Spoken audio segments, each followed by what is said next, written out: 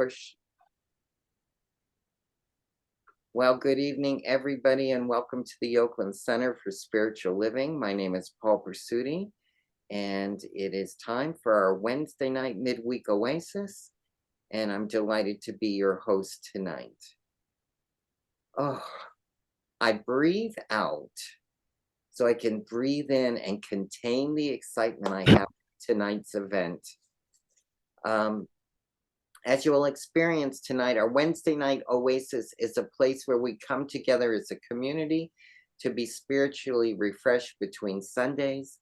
Most Wednesday night services build upon the theme of the previous Sunday, sharing in a satsang style, expressing science of mind principles and practices with the intention that these gatherings be informal, intimate, and interactive. So our annual theme for 2023 is Living Out Loud, and our monthly theme for August is My Passion, My Purpose. Last Sunday, Reverend Georgia Prescott introduced ideas inspired by the talk title of Perfectly Imperfect Passions. And tonight, our speaker will continue the exploration of this same topic. So as we gather tonight, I really want to welcome you. Early in her ministry with us, Reverend Sunshine Michelle invited us to come to the center well. To do so, she shared these 6 C's for us to consider and incorporate.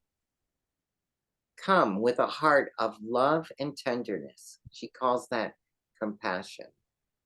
Come ready to exchange openly, communication. Come in friendship and family. We call that camaraderie. Come in harmony and ready to share, communion.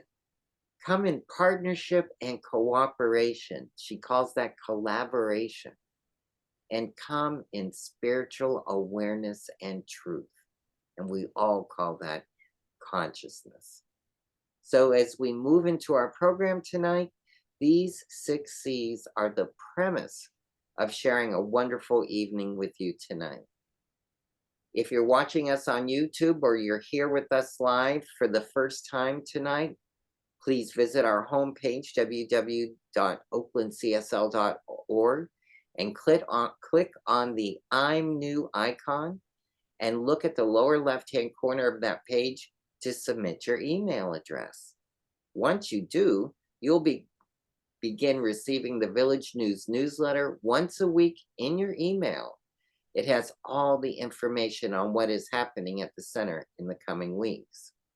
So before we get started with the talk, please mute your own audio microphone during tonight's service. When you mute your audio microphone, it will improve the quality of our recording and tonight's transmission.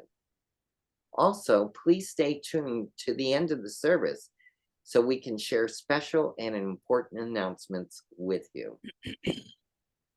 So tonight, our speaker is Practitioner Judith Roberts. And again, she will be speaking on the thoughts of perfectly imperfect passions. I have a lot to say about Judith Roberts. She always brings a nugget of truth or wisdom that we can carry away with us tonight. And I've enjoyed all of them that she shared in the past, and I know she'll be doing that again tonight. She's always beautiful inside and out, and every time she's here with us, we always learn something new. She's also celebrating her 10th year as a practitioner with our center, so yay on that. Thank you, Judith, for all of your service. So Judith, as we open every organized event at the center, we open with prayer. Will you be doing the honors this evening? I have invited Maureen French to open us with prayer. So I'd like to hand it over to Maureen. Hello, everyone. Thank you, Judith and Paul. Go ahead and let's just take a deep breath, knowing that that breath is the breath of God, the breath of life.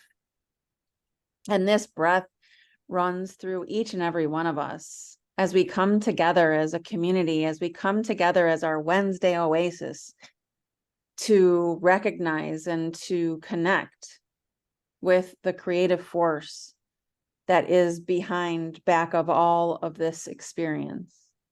We connect with that, and I bless our time together as Judith is infused with spirit moving through her, sharing her wisdom and her experience as she talks about such a fun and exciting topic, perfectly imperfect. Blessing each and every one of us as we bring our consciousness here, thirsty, ready for it to be quenched, as we listen to wise words and take what needs to be taken and leave what needs to be left. And I bless our time together. I give great thanks for this, and so it is. And so it is.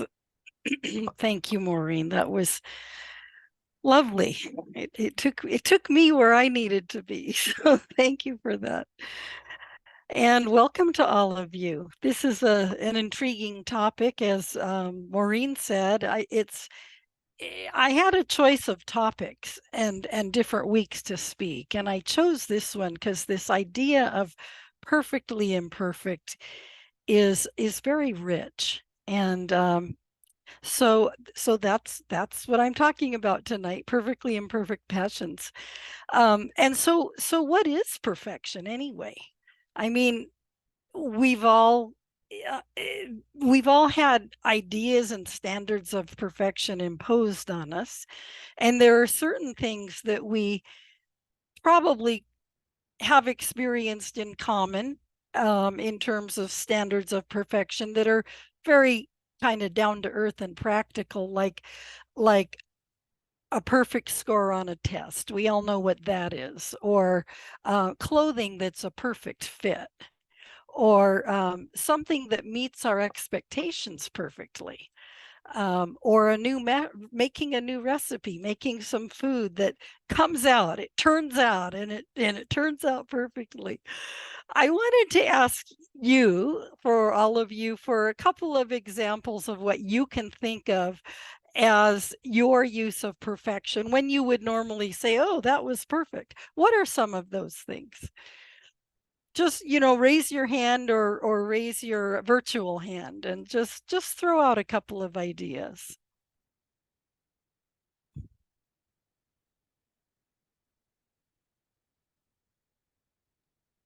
Can you repeat the question, Judith? Yeah, just how have you used the word perfection to describe something, and what is it that you might describe as perfect? Well, one thing is when, like, I'm talking with someone and I'm asking them to do something and they respond really quick and they say, yes, I can do it, and it all kind of fits, everything kind of coalesces together. I'll say, like, perfect, Yeah. as an exclamation, because it's just it's exclamatory that it all came together. Uh-huh. So that would be one. And then for me, with perfection and the word perfect, I've definitely had to challenge myself when we say in Science of Mind, whole, perfect, and complete, because I've always been telling myself, until I was exposed to Science of Mind, that I'm not perfect. I have to be humble, and there's no such thing as something's wrong with me. Mm-hmm. So Mm-hmm. Yeah, perfect segue into what we're going to be talking about, Maureen. Thank you. Does anyone else have an idea, something they can offer? I'm trying to change the lighting in my eyes. Just a moment here. Just turning my light around a little bit. Does anyone else have an idea of, or an example of something that they might call perfect?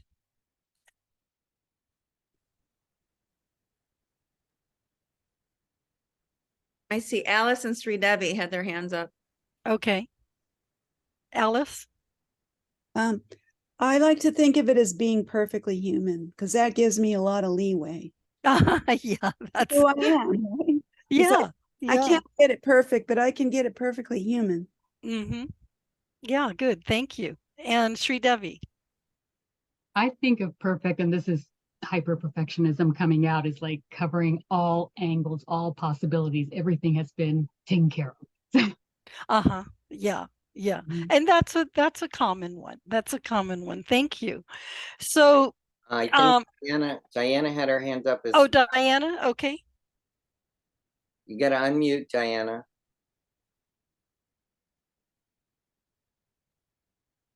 Yeah, and this isn't what I'm proud of, but I think what I use it for is, oh, it was just perfect. Well, that means that it came out exactly the way that I wanted it to. Uh-huh. Right.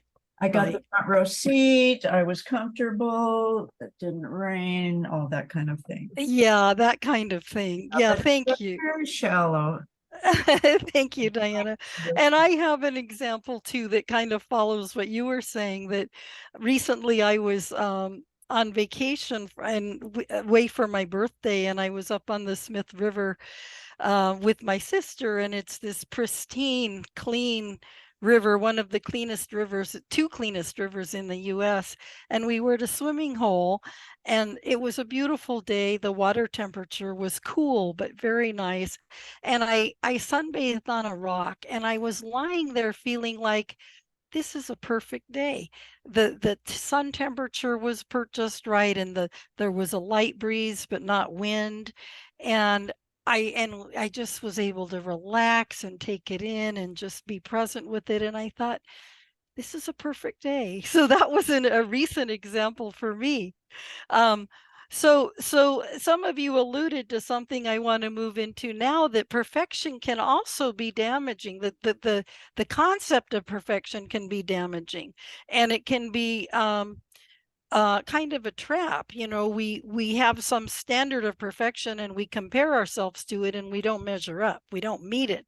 And so I have a couple examples of that, but I wanted to ask for some examples of that from one or two of you also, of where is the standard of perfection? Where can it be damaging, or has it been damaging?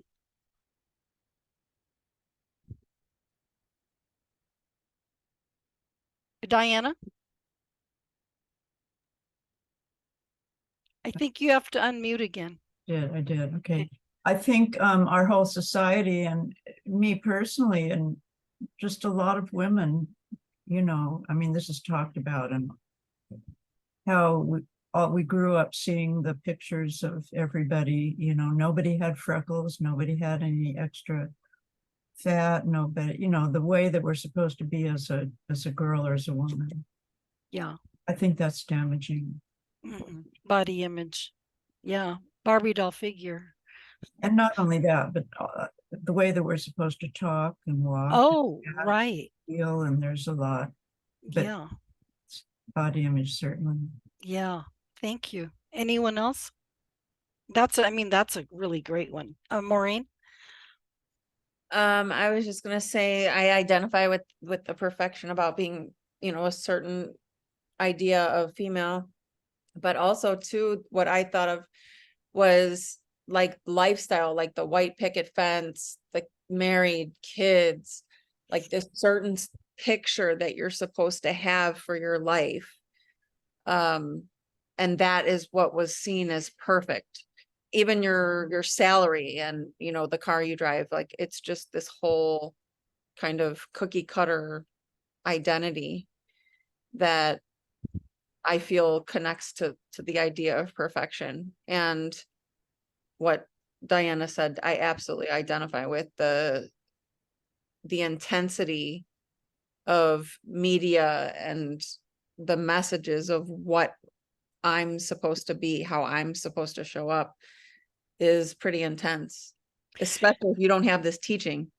It is. Thank you, Maureen. It's pretty intense. And following up on that, body image and conforming, you mentioned a lot of things, Maureen, but I want to follow up on that body image thing in particular.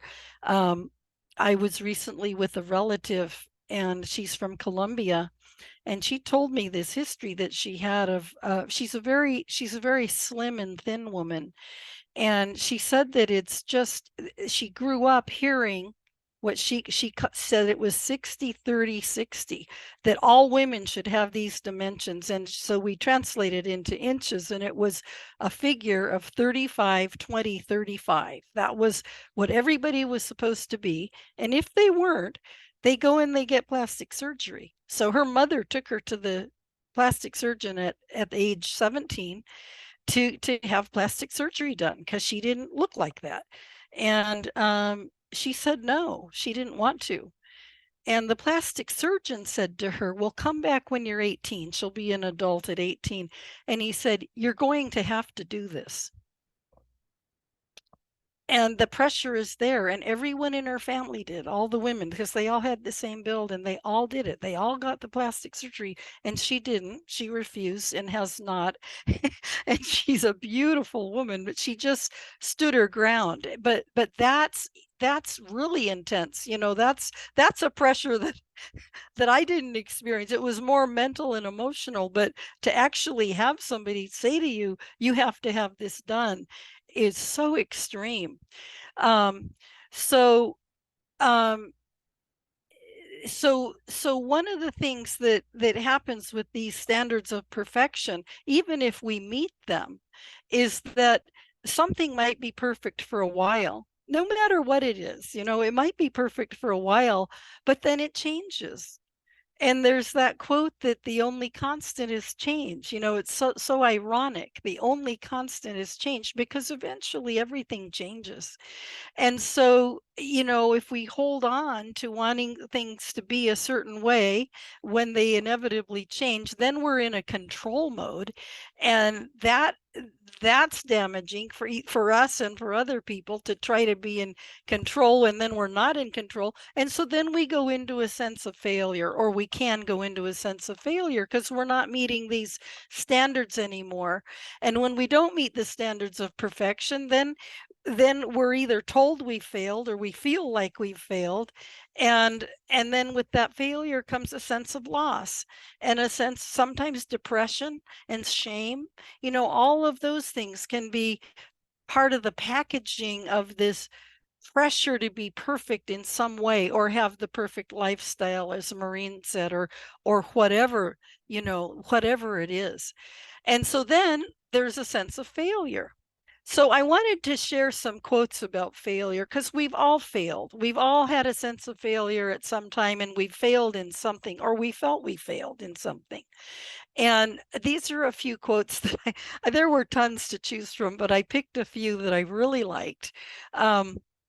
This one is Winston Churchill, who said, success is not final. Failure is not fatal. It is the courage to continue that counts. And then another one was, this is Paulo Coelho. The secret of life is to fall 7 times and get up 8 times. And then Brene Brown said, there is no innovation and creativity without failure. And Thomas Edison said, I have not failed. I have found 10,000 ways that do not work. I have not failed. I've just found 10,000 ways that don't work. But he kept going. And then this is Dennis Waitley. Failure is delay, not defeat. It is a temporary detour, not a dead end. And then John Kennedy said, those who dare to fail miserably can achieve greatly. So there's, all of them are saying, you know, it's just part of life. It's just part of life. And then this one I really like. This is Ariana Huffington. I think it's a beautiful quote. We need to accept that we won't always make the right decisions, that we'll screw up royally sometimes, understanding that failure is not the opposite of success. It's part of success. So we want to reframe perfection and wholeness and complete. And this is where I was talking to Paul earlier, and I said, this is something I discovered in preparing for this talk. There's something called a Japanese concept called wabi sabi. It's WABI-SABI. And what I read and wrote down is the Japanese concept of wabi sabi lifestyle describes a school of life where imperfection is welcome, appreciated, and accepted as a natural cycle of life. Finding beauty in imperfections rather than finding faults in cracks, tears, and other imperfections, the Japanese concept of wabi sabi encourages us to appreciate that nothing is truly perfect or permanent. And connected with wabi sabi is a style of art called kintsugi. I don't know that I'm pronouncing it correctly, which means to join with gold. They take broken pottery and join the pieces together with gold. So these fragments then become something beautiful and a reminder to stay optimistic when things fall apart and to celebrate the flaws and missteps in life.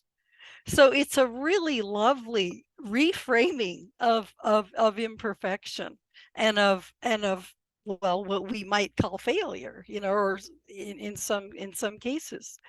So I'd like to invite us now to go into a breakout rooms with two people in each room. If we have an odd number, we can have 3 in one room. I'm not going to be in a breakout room. And Yes, you are. and Sorry. and share with your, okay, well, maybe I am. Share with your partner a failure that you experienced and how you turned it around, how you were able to reframe it. There's a poem that I don't have at my fingertips, but it says that the bees, his last name is Machado. I don't remember his first name, but he said that the bees made honey out of my old failures. So I'm just wanting to invite you to share with the partner a failure that you experienced and how you turned it around. How did the bees make honey out of your old failure? And it might have been a spectacular failure. Sometimes failures are amazing. Um, so in that case, how did you join the pieces together with gold? That's the question. So and then I'm going to invite you after. So we're going to have 4 minutes each. Each person will have 4 minutes, and then we're going to invite you back to the main room, as we call it on Zoom. And I'm going to invite a few people to share if you like to, because this is very personal. You don't have to share, but if you'd like to, and if you think it could benefit others, these will probably be inspiring stories. Okay, see you later. Okay.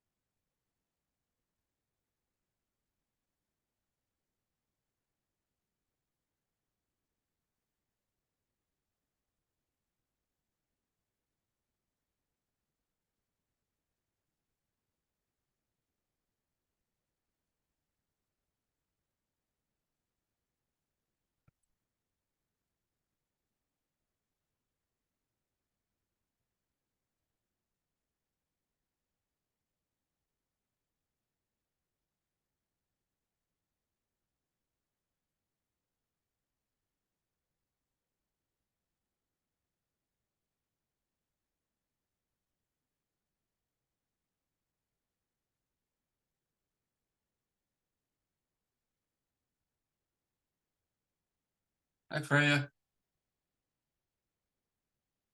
We're in breakout rooms right now.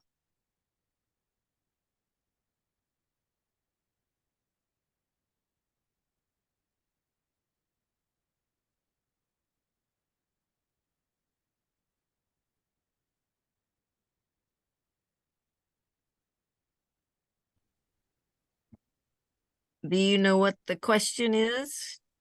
Yeah, it's share some failure in your life. We're talking about perfection and lack of perfection and all of that.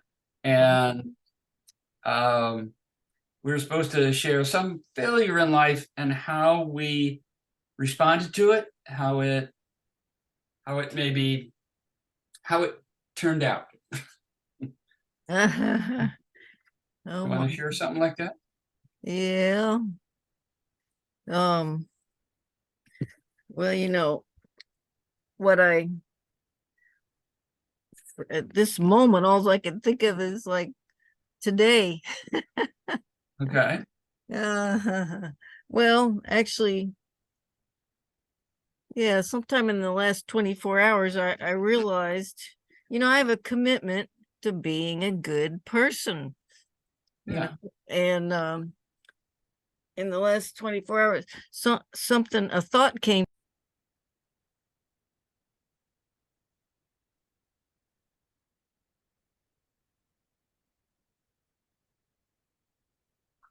Thank you, Shujavi.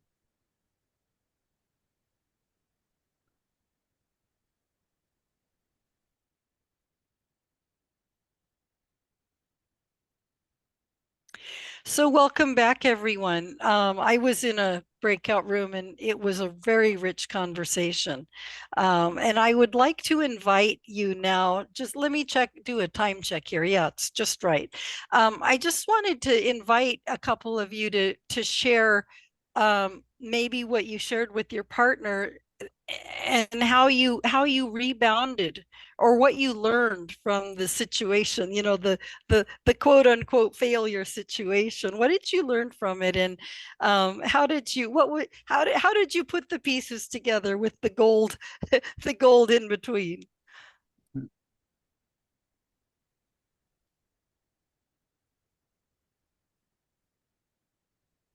As before, if you're ready to share, raise your hand like this or use your raise hand button like that. Okay.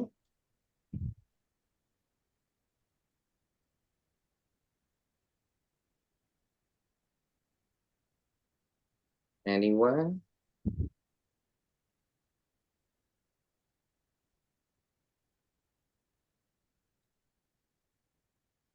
Well, I can share if no one else is going to share. Show Maureen. Is anybody else? Is anybody else going to share? It is. So for me, it's my divorce and my divorces. And what I will say is that, you know, it's allowed me to get to know myself in a way that I wouldn't have had I not had those experiences. So while I still have reservations about plastering it and saying this on a recording because of the way I've been brought up to judge my experience, I also would say that it isn't something that I carry shame about anymore, because I have intelligible reasons why I did what I did. And so for me, that was an important part of my healing, was to kind of go back and see myself kind of from a bird's eye view and understanding how I was and where I came from. And then here I am today, right? Yeah. Thank you, Maureen. Thank you. Yeah, I can relate to that. What I shared with mine was what I called a spectacular relationship failure. So I can relate to what you're saying. Many of us can. I like that. I like that way of explaining it. Yeah, thank you. Anyone else? Relationship failure. Mhm. Oh, oh, Reverend Sunshine. Yeah. Hi, everybody.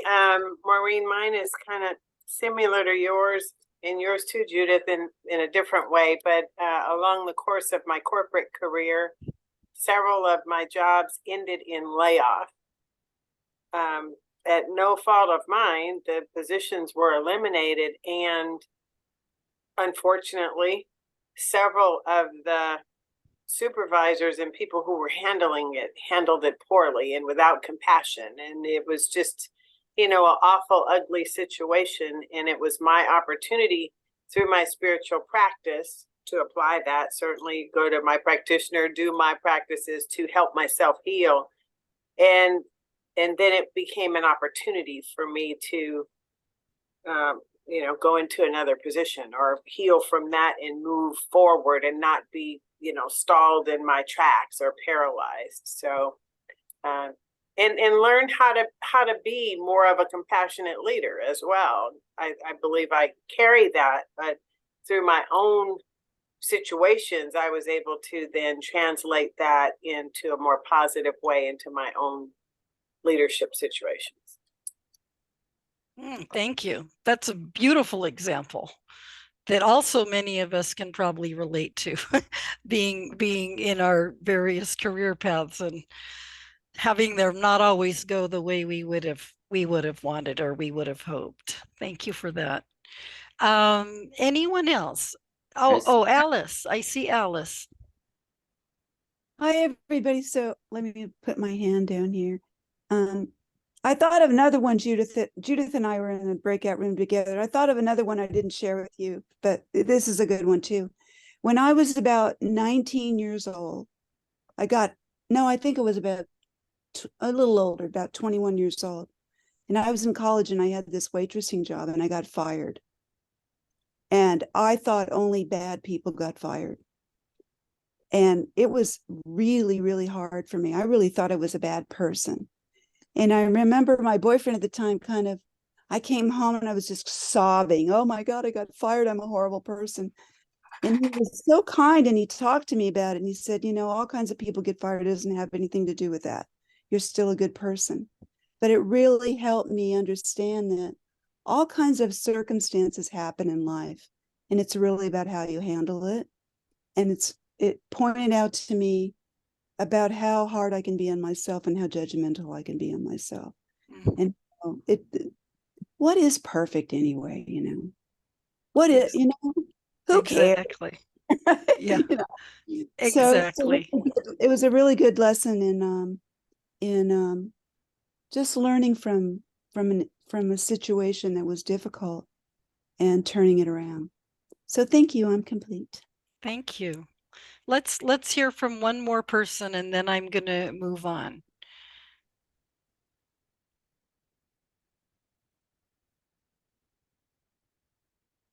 Can I just say something about your perfection statement? I was just thinking, you said something very critical, Judith. If you don't mind, I interject this at the very beginning.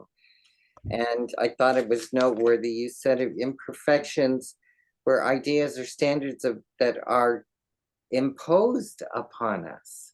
Mm-hmm. And I thought about that, and I just got a BFO, blinding flash of the obvious. The perfect body temperature is 98.6. But my mother's perfect body temperature was 98.5 or 4, 3. We're not all regular. That's just like an average. But I just remember that she says, no matter what they say when you take me in for my checkup, I always run low. And then my partner has extremely high blood pressure. He's always had high blood pressure. And so he's being treated for it medically right now and everything.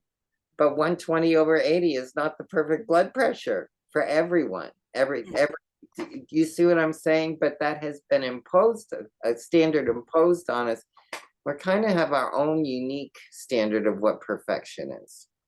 Yes, exactly. Fair Thank you, enough. Paul. Okay. That's great. That's great. And it's a good segue into what I'm going into next. See, everything's in perfect order. Everything's in perfect order, unless someone else has a burning yearning to share something about from their breakout room.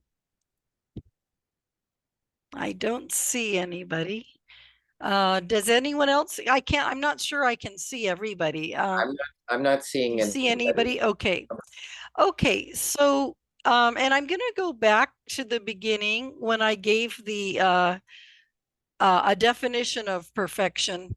The usual meaning being that it's the usual definition being freedom from fault or defect, the ideal.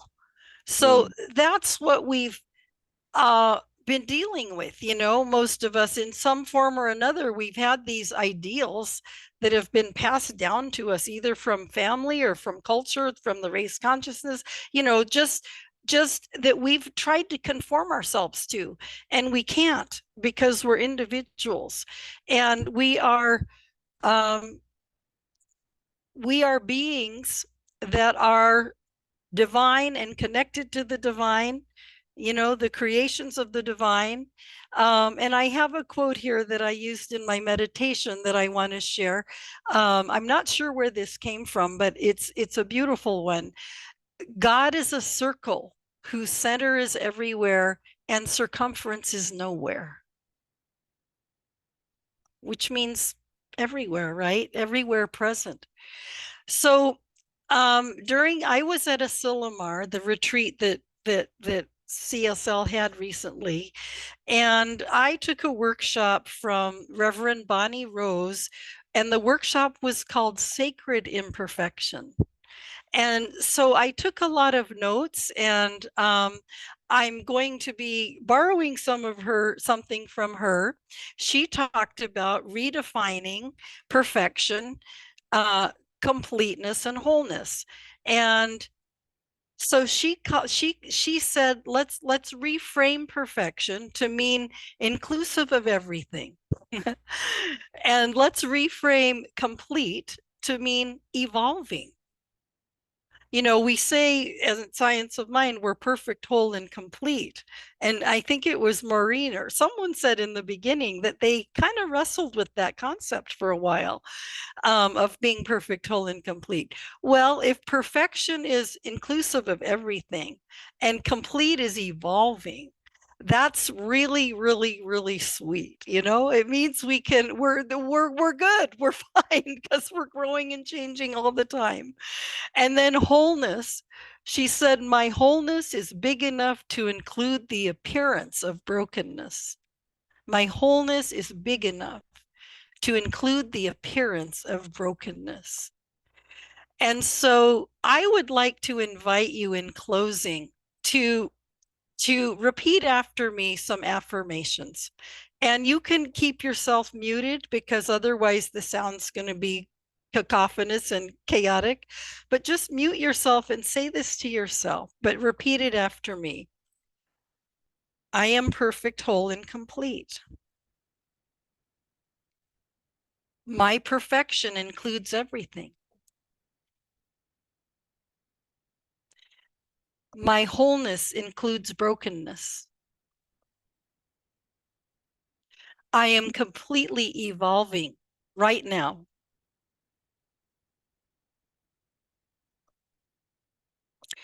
I am no longer ashamed of shame.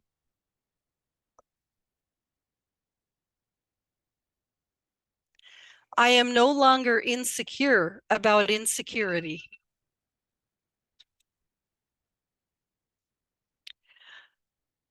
I am no longer afraid of fear.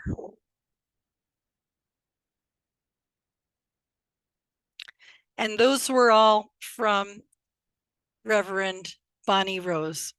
She included those in her workshop, and I really liked them. The next two are from me. I am committed to excellence not perfection.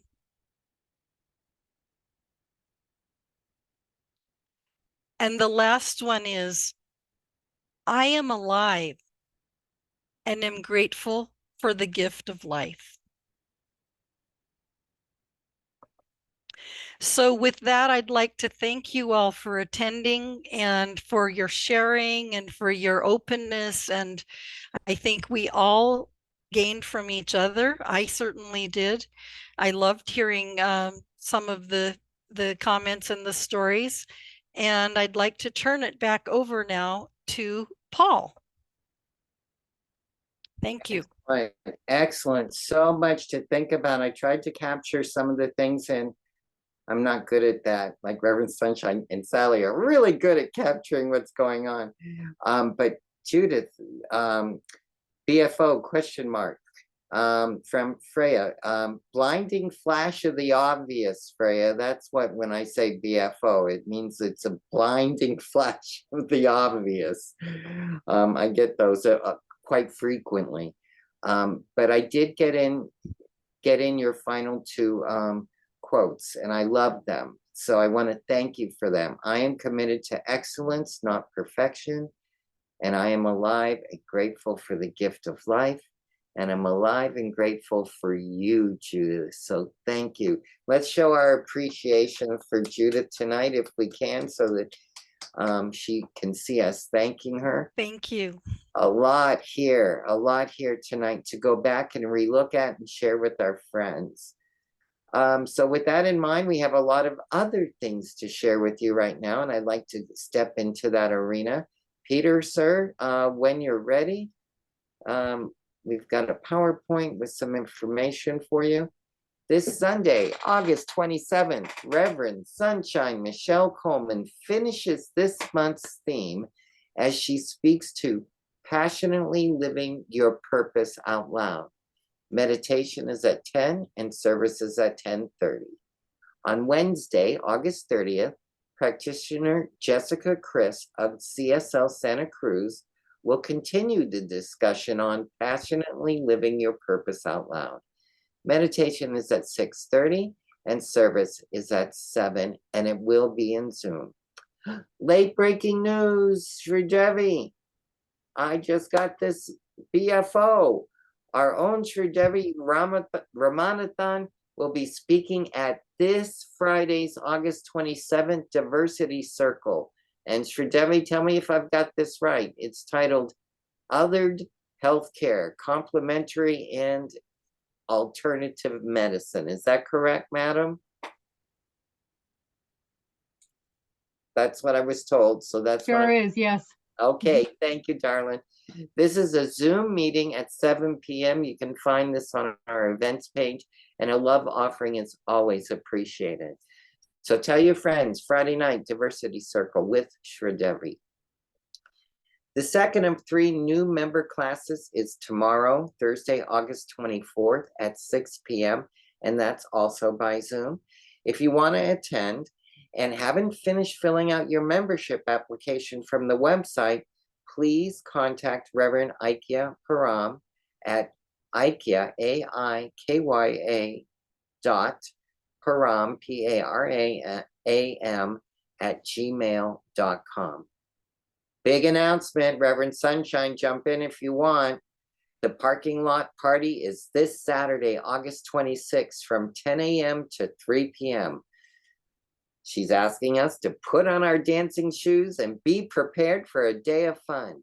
Besides dancing, you can blow big bubbles, make a painting of your outline to hang on the fence, eat, which is a primary responsibility of all Oakland CSL members, and shop and do so much more. So please bring cash and kids. Reverend Sunshine, do you want to add anything to that? No, thank you, Paul. You did a great job. Just come and bring folks with you. Amen. It's going to be a great day for everyone. I can't wait. Join practitioner Constance Chapman after service on Sunday, August 27th for a free mini workshop on mandala making. Practice making strokes full of joy and intention. This teaser leads up to the mandala meditation class starting on Thursday, September 7th for 5 weeks. The cost is $200. If you attend the teaser, which is free, you'll be able to sign up that day. The online silent auction is upon us. Ding, ding. The auction will go live after service on Sunday, August 27th. Check the Village News, the events page on our website, and your email and text for a link to the auction. It's www.32auctions.com/celebrateabundance2023. After service this Sunday, the auction team members, Gabriella Condi and Nancy Hester, will be available out in the courtyard to assist you in setting up your account and answer any questions you have about this silent auction. Some of the items up on the online auction are on display in the social hall, so make sure you stop in there and see. Be sure to share the auction link with all family and friends and post it on all social media. Let us spring forth with generosity. Also, remember to contact Sam Lejean at oaklandcsl.org if you're interested in helping at the Oakland Pride Festival on Sunday, September 10th. Let's not forget about our bookstore. It's summer reading time, and all books are 30% off. Reverend Sunshine, I'm going to go off script. The bookstore will be open at this parking lot party, so you have another opportunity to go visit the bookstore on Saturday between 10 and 3 if you wish. So let's not forget about it and visit our bookstore. So there's so much happening at the center, and we have a wonderful team of people that support them. Look at all these beautiful faces. They all do so many important things to make the life of the center go round and work effortlessly and easily. So there's so much happening, events, workshops, classes, and more. Please visit our website at oaklandcsl.org and sign up for our weekly newsletter, The Village News. Remember to follow us on Instagram, YouTube, and Facebook for special updates and content you'll only find by liking and subscribing to the Oakland Center. Please like us and subscribe to the Oakland Center today. Also, don't forget to visit the upcoming classes and workshops page on our website for more information about learning opportunities. And don't forget to visit the events page on our website to see more about our upcoming events. So much going on, so much to be grateful for. So that's the perfect segue, as Judith says, into our joyous giving moment that we're going to have this evening. Whatever it is you have to contribute, the word contribute to me broken down means with tribute, to give with honor of the work that goes on here at the center. If you're so inclined to leave a gift or a financial gift tonight, visit our website. I'll tell you more about that, but hold whatever that gift is close to your heart and read along with me as I read aloud our affirmation for tonight, blessing the gift. Joyously, I give with an attitude of abundance, knowing that as I give, I do receive. So if you go to our homepage on the website, you can see the donate icon on our homepage. If you'd like to submit an offering tonight, there's some little hearts up there. Click on that icon. And once there, you will see 5 ways to give via the donate icon: credit card, mail, Zelle, text, and join us on Sunday to give in the offering basket. So lots of thank yous tonight. So much to be grateful for. And I'm grateful for first our speaker and meditator tonight, Judith. I want to thank you so much, Judith. You always give us something. Wabi Sabi is something we can all check out tonight. I thought it was a dance or something, but it's really going to be something I'll be digging into on Google and reading more about that. So thank you. That's our nugget for the night. I want to thank Maureen French for stepping forward to do the opening prayer, and she'll soon be doing the closing prayer.